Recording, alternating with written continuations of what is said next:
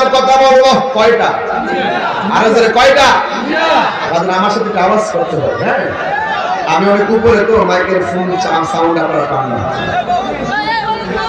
আমার নবী আপনার নবী বলেন, আমি তোমাদেরকে তিনটা বড় বড় সম্পর্কে কি অবহিত করব না? সাহাবারা বলে, ইয়া রাসূলুল্লাহ, অবশ্যই আপনি আমাদেরকে বড় বড় তিনটা কবিরা গুনাহ সম্পর্কে অবহিত করুন। সবাই আমার সাথে জিমায়া জিমায়া বলেন, বন্ধুরা রে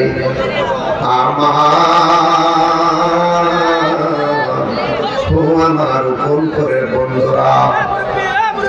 সাহাবায়ে কেরাম বলে, ইয়া রাসূলুল্লাহ, অবশ্যই আপনি আমাদেরকে তিনটা বড় বড় গুনাহ সম্পর্কে অবহিত করুন। আমার নবী বলেছেন, আল্লাহর সঙ্গে শরীক করা যাবে না। আল্লাহু বলেন, আল্লাহর সঙ্গে শরীক করা যাবে না, আর মা বাবার সঙ্গে অবাধ্যচারণ করা যাবে না। আমার যুবক বান্দার হক মারা যাবে না। ও যুবক, আল্লাহর নবী বলছেন আল্লাহর সঙ্গে শরীক করা যাবে না।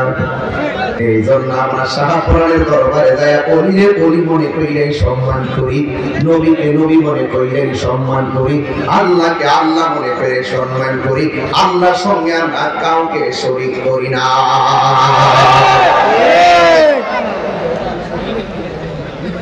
তাইলে যারা গায়ে পড়ে আমরা মাজার পূজারি কর, মূলত এরা বন্ড, ওরা মিথ্যাবাদী, ওরা মুনাফিক, ওরা চেয়ার লোভী, ওরা ক্ষমতা লোভী।